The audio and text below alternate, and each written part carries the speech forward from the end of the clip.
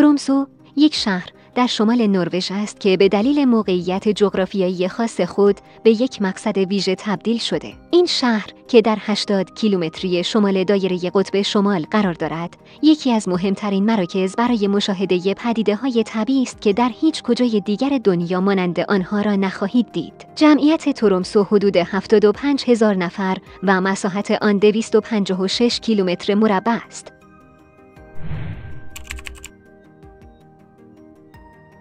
یکی از شگفتی‌های طبیعی که در ترومسو تجربه خواهید کرد، پدیده خورشید نیمه شب است. از 19 می تا 23 ژوئیه خورشید به هیچ وجه غروب نمی‌کند. در این مدت آسمان همیشه روشن است و شب و روز هیچ فرقی با هم ندارند. برای مردم این منطقه، این پدیده باعث تغییراتی در سبک زندگی و فعالیت‌های روزانه می‌شود. فرض کنید در ساعت 1 بامداد خورشید همچنان در آسمان است و شما می توانید فعالیت‌هایی مانند پیاده‌روی، کوهنوردی یا حتی شنا در آب‌های سرد شمالی را انجام دهید. جالب است بدانید که بسیاری از ساکنان ترومسو از این نور مداوم برای جشن‌ها و مراسم‌های مختلف استفاده می‌کنند. در مقابل، در فصل زمستان، ترومسو با پدیده‌ای کاملاً متفاوت مواجه می شود. شب قطبی از 26 نوامبر تا 15 ژانویه خورشید به طور کامل غروب می کند و شهر در تاریکی کامل فرو می رود. در این مدت، مردم ترومسو به زندگی در نور مصنوعی عادت می کنند و ساعات روز آنها با چالش‌های خاصی روبرو است. با این حال، در این مدت ترومسو به یکی از بهترین نقاط دنیا برای مشاهده شفق قطبی تبدیل می شود.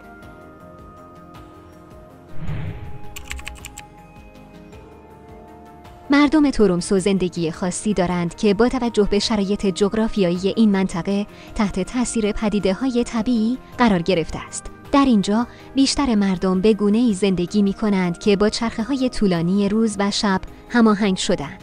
در این شهر زندگی اجتماعی به گونه‌ای است که مردم برای مقابله با شب‌های طولانی زمستانی از فضاهای داخلی گرم و دنج استفاده می‌کنند و بیشتر فعالیت‌های خود را در کنار خانواده و دوستان انجام می‌دهند.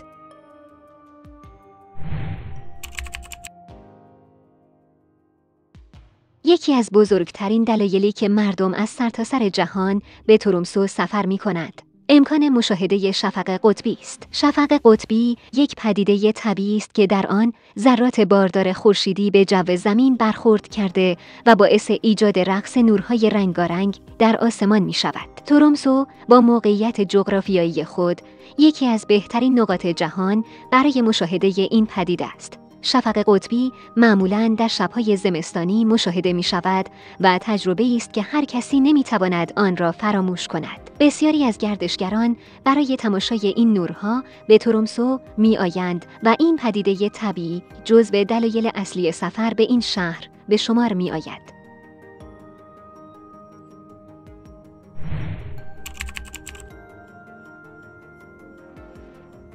ترومسو علاوه بر اینکه یک مقصد مناسب برای مشاهده پدیده‌های طبیعی است، به عنوان نقطه شروع بسیاری از سفرها به قطب شمال نیز شناخته می شود. از اینجا گردشگران می توانند به دل مناطق قطبی سفر کرده و به تجربه‌های مختلفی از جمله سافاری گوزن شمالی، کشتی‌های یخشکن و بسیاری از دیگر فعالیت‌های هیجان‌انگیز بپردازند.